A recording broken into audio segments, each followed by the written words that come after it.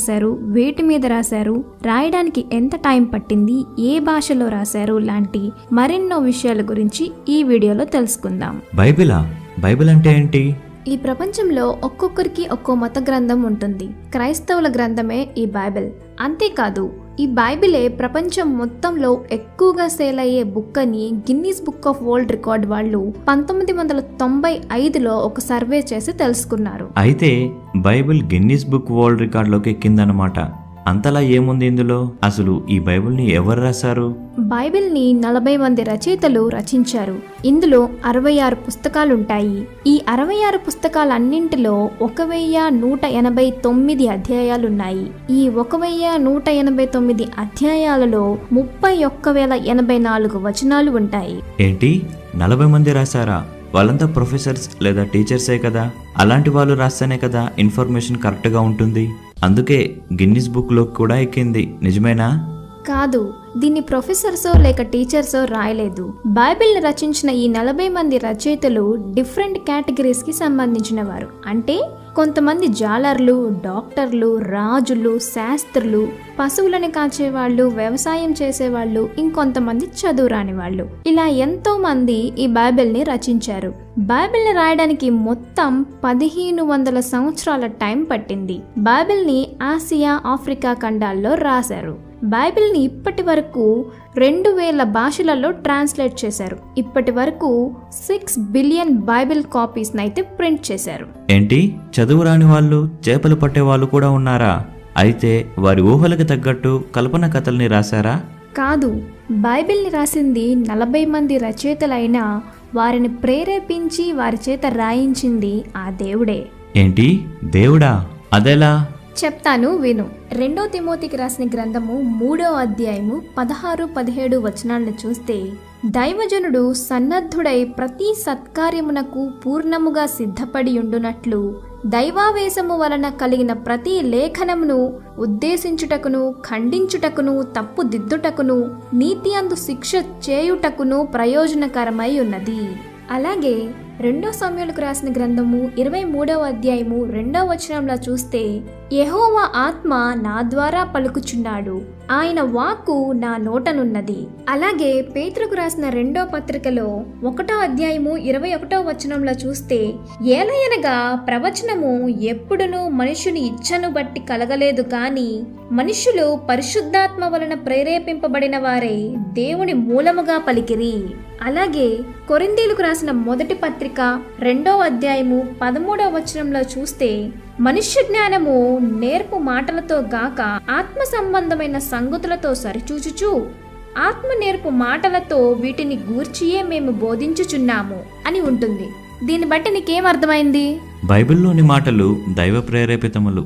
అవి మనుషుల ఊహలు కాదు, మనుషుల మాటలు కాదు అని. అంటే బైబిల్ అనేది దేవుడే స్వయంగా తను ఏర్పరచుకున్న వారితో వ్రాయించాడు అని మనకిక్కడ స్పష్టంగా అర్థమవుతుంది. వావ్, చాలా ఇంట్రెస్టింగ్ గా ఉంది. ఇంతకీ బైబిల్ని దేని మీద రాశారు? ఇప్పుడు మనకున్నట్టు పేపర్స్ అప్పట్లో లేవు కదా. అందుకే చిట్టుతో తయారు చేసిన ఒక పలుచని కాగితం లాంటి వాటి మీద రాసేవారు. వీటినే పాపిరస్ అంటారు. అలాగే చర్మపు చుట్టలు, మట్టి అచ్చులు, రాతి పలకలు, కోడెక్స్, జంతు చర్మముల మీద రాసేవారు. వీటినే బైబిల్ వ్రాతప్రతులు అంటారు. అంటే బైబిల్ని వ్రాయడానికి ఉపయోగించే మెటీరియల్స్ అన్నమాట. సరే, మరి ఇప్పుడు ప్రతి ఒక్కరి పేరు పేరెంట్స్ పెడతారు. మరి బైబిల్కి ఆ పేరు ఎలా వచ్చింది? ఈ బైబిల్ అనే పదం బిబ్లియా అనే గ్రీక్ వర్డ్ నుంచి వచ్చింది. బిబ్లియా అంటే బుక్స్ అని అర్థం. సో బైబిల్ కొన్ని పుస్తకాల సముదాయం కాబట్టి దీనికి బైబిల్ అనే వర్డ్ని పెట్టారు. ఇది యూదుల అత్యంత పవిత్రమైన గ్రంథం కాబట్టి హోలీ బైబిల్ అని పిలుస్తున్నారు. అంటే పరిశుద్ధ పుస్తకం. ఈ బైబిల్ మొదటి నుంచి ఎలా ఉందో అలానే ఇప్పుడు ప్రింట్ చేశారా? లేదు, పాత నిబంధన 39 పుస్తకాలు, కొత్త నిబంధన 27 పుస్తకాలు, అపోక్రిప్స్ 14 పుస్తకాలు ఉండేవి మొదట్లో. కానీ బైబిల్ నుంచి ఈ అపోక్రిప్స్ 14 పుస్తకాల్ని తొలగించారు. ఎందుకంటే ఆ 14 పుస్తకాల్లో దేవుని గురించి ఉండదు. సో పాత నిబంధన 39 పుస్తకాలు ప్లస్ కొత్త నిబంధన 27 పుస్తకాలు కలిపి 66 పుస్తకాలు. ఈ 66 పుస్తకాల సముదాయం కలిగిన బైబిల్ను అధ్యాయాలుగా బిషప్ స్టీఫెన్ ల్యాంగ్టన్ క్రీస్తు శకం 1238లో డివైడ్ చేశారు. ఆ తర్వాత రాబర్ట్ స్టీఫెన్స్ క్రీస్తు శకం 1551లో ప్రతి అధ్యాయంలో గల వాక్యాలను వచనాలుగా డివైడ్ చేశారు. అది సరే, నాకొక డౌట్ వచ్చింది. ఈ బైబిల్ని ఎప్పుడు రాశారు? ఈ బైబిల్ యొక్క పాత నిబంధన గ్రంథాన్ని 1200 నుంచి 160 BC మధ్యలో రాశారు. కొత్త నిబంధనను 1st సెంచరీలో రాశారు. ఏంటి, అన్నేళ్ల క్రితం రాశారా? అంటే వాటిని అప్పటి నుంచి ఇప్పటి వరకు ఎవరైనా దాచిపెట్టారా? ఎప్పుడో రాసినవి కదా, ఎలా ఇంతకాలం ఉంటాయి?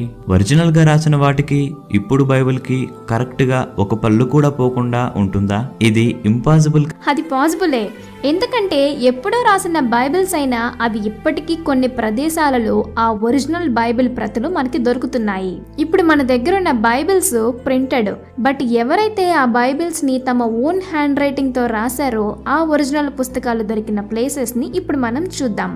సెయింట్ క్యాథరిన్ చర్చ్ దగ్గర, డెడ్ సీ దగ్గర ఉన్న కుమ్రాన్ కేవ్స్ లో, గుహద్వారం దగ్గర మట్టి కుండలో చర్మపు చుట్టలలో అనేక బైబిల్ ప్రతులు మనకి దొరికాయి. అంతేకాదు, నువ్వన్నట్టు ఆ బైబిల్ ప్రతులకు ఇప్పుడున్న బైబిల్కి ఒక్క పళ్ళు కూడా పోకుండా అంత కరెక్ట్గానే ఉంది అని ప్రూవ్ చేయబడింది. దీని గురించి పరిశుద్ధ గ్రంథంలో లూకా 17వ అధ్యాయం 17వ వచనంలో ఇలా రాసి ఉంటుంది: ధర్మశాస్త్రంలో ఒక పొల్లైనా తప్పిపోవట కంటే ఆకాశమును భూమియు గతించిపోవట సులభం అని. వావ్, చాలా బాగుంది. బైబిల్ ఒక సూపర్ బుక్ అన్నమాట. అది సరే, ఇంకొక డౌట్. నువ్వు ఇందాక బైబిల్ని ఆసియా, ఆఫ్రికా, ఐరోపా ఖండాలలో రాశారు అన్నావు కదా, అక్కడ తెలుగు భాష మాట్లాడారు కదా, మరి ఈ బైబిల్ని మొట్టమొదట ఏ భాషలో రాశారు? ఈ బైబిల్ని హిబ్రూ, అరామిక్, గ్రీకు భాషలలో రాశారు. అది సరే, అసలు ఈ పాత నిబంధన, కొత్త నిబంధన అంటే ఏంటి? ఈ పాత నిబంధనలో సృష్టి ఆరంభం నుంచి యేసుక్రీస్తు పుట్టక ముందు వరకు గల ప్రతి దానిని గురించి ఈ పాత నిబంధన వివరిస్తుంది. ఇందులో 39 పుస్తకాలుంటాయి. దీని హిబ్రూ, అరామిక్ భాషల్లో రాశారు. కొత్త నిబంధన అంటే న్యూ టెస్టిమెంట్, ఇందులో 27 పుస్తకాలుంటాయి. దీనిని గ్రీకు భాషలో రాశారు. ఇందులో యేసు ప్రభు ఎప్పుడు, ఎక్కడ, ఎలా పుట్టారు, ఆయన చేసిన గొప్ప కార్యాలు, ఆయన చెప్పిన ఎన్నో మాటలు, ఆయన మరణం, పునరుద్ధానం, ఆయన శిష్యులు చేసిన అనేక గొప్ప కార్యాలు, అలాగే క్రీస్తు రెండవ రాకడ నుంచి ఈ భూమి చివరి రోజుల్లో ఏం జరుగుతుందో ప్రతి దానిని గురించి ఇది వివరిస్తుంది. అసలు ఈ పాత నిబంధనలో, కొత్త నిబంధనలో ఏముంటాయి? ఎన్ని అధ్యాయాలు ఉంటాయి? పాత నిబంధనలో 5 ధర్మశాస్త్రాలు ఉంటాయి. అవి ఆదికాండం నుంచి ద్వితీయోపదేశ కాండము వరకు ఉంటాయి. అలాగే 12 చరిత్రలు ఉంటాయి. అవి యెహోషువ నుంచి ఎస్తేర్ వరకు ఉంటాయి. జ్ఞానం గురించి కూడా ఉంటుంది, యోబు నుంచి పరమగీతము వరకు. అలాగే పెద్ద ప్రవక్తలైన యెషయా నుంచి దానియేలు వరకు, చిన్న ప్రవక్తలైన హోషియా నుంచి మలాకీ వరకు ఉంటుంది. అలాగే కొత్త నిబంధనలో మత్తయి నుంచి యోహాను వరకు 4 సువార్తలు ఉంటాయి. అలాగే అపోస్తుల చరిత్ర గురించి ఉంటుంది. పౌలు రాసిన పత్రికలు. పౌలు దేవుని సువార్తను అనేక పట్టణాలకు పత్రికల రూపంలో రాశాడు. అవి రోమియోలకు నుంచి హెబ్రీల వరకు ఉంటుంది. మిగిలిన పత్రికలు యాకోబు నుంచి యూదా వరకు ఉంటుంది. అలాగే ప్రవచనం గురించి కూడా ఉంటుంది. ప్రవచనం అంటే జరగబోయేదాన్ని ముందుగానే చెప్పేది. ఈ ప్రవచనంలోనే ప్రకటన గ్రంథం గురించి ఉంటుంది. ఈ భూమి చివరి రోజుల్లో ఎలా ఉండబోతుందో ముందుగానే ఈ గ్రంథంలో మనకి కనిపిస్తుంది. ఏంటి, లాస్ట్ రోజుల్లో ఏం జరుగుతుందో ముందుగానే ఉందా? వావ్, చాలా ఇంట్రెస్టింగ్ గా ఉంది. ఇంతకీ ఈ బైబిల్ తెలుగులో ఉన్నట్టే హిబ్రూ భాషలో కూడా ఉందా? లేదు, హిబ్రూ భాషను 4 పార్ట్స్గా డివైడ్ చేస్తారు. అందులో మొదటిది తోరా. ఇందులో మోషే రాసిన ఆదికాండము నుంచి ద్వితీయోపదేశ కాండము వరకు ఉంటుంది. రెండవది నేవిం అంటే ప్రవక్తలు. ఈ నేవింని 2 పార్ట్స్గా ఉంటుంది. ఒకటి ముందు ప్రవక్తలు, రెండవది తరువాతి ప్రవక్తలు. ముందు ప్రవక్తలైన ఇందులో యెహోషువ, న్యాయాధిపతులు, సమూయేలు, రాజుల గురించి ఉంటుంది. తరువాతి ప్రవక్తలలో యెషయా, ఇర్మియా, యెహెజ్కేలు, హోషియా, యావేలు, ఆమోసు, ఓబద్యా, యోనా, మీకా, నహుము, హబక్కూకు, జెఫన్యా, హగ్గయి, జకర్యా, మలాకి గురించి ఉంటుంది. 4వది కేతువిం అంటే రచనలు. ఇందులో కీర్తనలు, సామెతలు, యోబు, పరమగీతం, రూతు, విలాపవాక్యములు, ఎస్తేర్, దానియేలు, ఎజ్రా, నెహెమ్యా, దినవృత్తాంతముల గురించి ఉంటుంది. ఇందాక బైబిల్ని 40 మంది రచించారు అని చెప్పావు కదా, ఈ 40 మందికి దినవృత్తాంతముల గురించి ఉంటుంది. ఇందాక బైబిల్ని 40 మంది రచించారు అని చెప్పావు కదా, ఈ 40 మందికి పేర్లు లేవా? వాళ్ళు పేర్లు, ఎవరెవరు ఏం చేసేవాళ్ళో చెప్పు, తెలుసుకోవాలని చాలా ఎగ్జైటింగ్గా ఉంది. చెప్తాను. రాజులైన దావీదు, సొలొమోను, పండితుడైన మోషే, ప్రవక్తలైన యెషయా, ఇర్మియా, ఎహెజ్కేలు, సమూయేలు, నాతాను, గాదు, హోషేయ, యోవేలు, ఓబద్యా, యోనా, మీకా, నహుము, జెఫన్యా, హగ్గయి, జకర్యా, మలాకి. అలాగే జాలర్లైన పేతురు, యోహాను, యాకోబు, యుద్ధవీరుడైన యెహోషువ, రాజాధికారాలు కలిగిన దానియేలు, నెహమ్యా, శాస్త్రి అయిన ఎజ్రా, పశువుల కాపరైన ఆమోసు, వ్యవసాయం చేసే హబక్కూకు, వేదాంతి అయిన అపోస్తులుడైన పౌలు, వైద్యుడైన లూకా, క్రీస్తు శిష్యులైన యూదా, మార్కు, ఇలా వీరంతా రచించారు. వావ్, రాజుల నుంచి జాలర్ల వరకు ఉన్నారా? భలే ఉంది.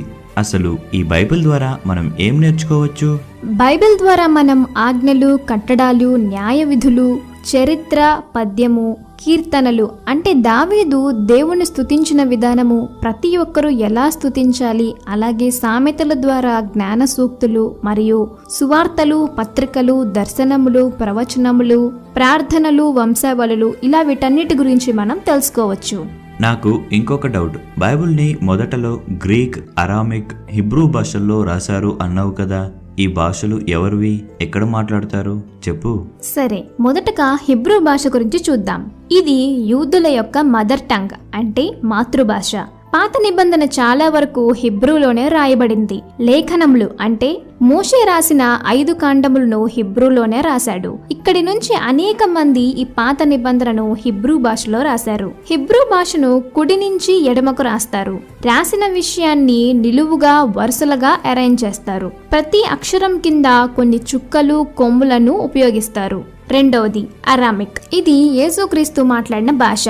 సిరియా మరియు ఆ చుట్టుపక్కల ప్లేసెస్లో కూడా ఇప్పటికీ ఈ భాషను మాట్లాడుతున్నారు. యూదులు బబులోను దేశం చెరలోకి వెళ్ళినప్పుడు ఈ అరామిక్ భాషను మాట్లాడారు. పాత నిబంధనలో ఇర్మియా, ఎజ్రా, దానియేలు, అలాగే కొత్త నిబంధనలో కొన్ని అధ్యాయాలను ఈ అరామిక్ భాషలోనే రాశారు. 3వది గ్రీకు. కొత్త నిబంధనను 90% గ్రీకు భాషలోనే రాశారు. గ్రీకులో కాపీస్ రాసేటప్పుడు 2 టైప్స్ ఆఫ్ మెథడ్స్ ని యూజ్ చేసేవాళ్ళు. అవి 1 అక్షరములు కలిపి ఒకే వరుసలో స్పేస్ లేకుండా ప్రక్క పక్కనే రాసేవారు. ఇలా రాయడాన్ని యున్సియల్ అంటారు. 2వది అక్షరములు గొలుసు కట్టుగా పదాల మధ్య స్పేస్ ఇచ్చి రాస్తారు. ఇలా రాయడాన్ని మినుస్కుల్స్ అంటారు. అసలు ఈ హిబ్రూ, గ్రీక్, అరామిక్ భాషల్లో ఉన్న బైబిల్ తెలుగులోకి ఎలా వచ్చింది? 1727లో జర్మన్ లూథరన్ మిషనరీకి చెందిన బెంజమిన్ షూల్జ్ తెలుగులో కొత్త నిబంధనని, 1732లో పాత నిబంధనని ట్రాన్స్లేట్ చేశారు. 1742లో జర్మన్కి చెందిన ఫిలిప్ ఫెబ్రియస్ తెలుగులోకి బైబిల్ని ట్రాన్స్లేట్ చేశారు. 1795లో స్కాటిష్ అధికారి అయిన కెప్టెన్ జేమ్స్ డాడ్స్ తెలుగులోకి ట్రాన్స్లేట్ చేశారు. 1805లో విలియం కేరీ గ్రూప్ తెలుగులోకి ట్రాన్స్లేట్ చేశారు. 1812లో ప్రెస్ ఫైర్ యాక్సిడెంట్ కి గురయ్యి ట్రాన్స్లేట్ చేసిన ప్రతులన్నీ కాలిపోయాయి. తిరిగి మళ్ళీ 1818లో కొత్త నిబంధనను మళ్ళీ ట్రాన్స్లేట్ చేశారు. 1821లో పంచకాండములు అంటే మోషే రాసిన ఆది కాండము నుంచి ద్వితీయోపదేశ కాండము వరకు ప్రింట్ చేశారు. 1854లో పాత నిబంధన మొత్తాన్ని ప్రింట్ చేశారు. 1857లో తొలి సంపూర్ణ బైబిల్ అంటే పాత నిబంధన కొత్త నిబంధనలతో కలిపి మద్రాస్ ఆక్సిలరీ వారు ప్రింట్ చేశారు. 1911లో తెలుగు బైబిల్కు కొన్ని సవరణలు చేశారు. 1953లో తెలుగు బైబిల్కు ఇంకొన్ని సవరణలు చేశారు. వావ్, బైబిల్ చరిత్ర, దానిలోని విశేషాల ద్వారా నేను చాలా నేర్చుకున్నాను. ఈ రోజు నుంచి నేను కూడా బైబిల్ చదువుతాను. ఎందుకంటే యెహోవా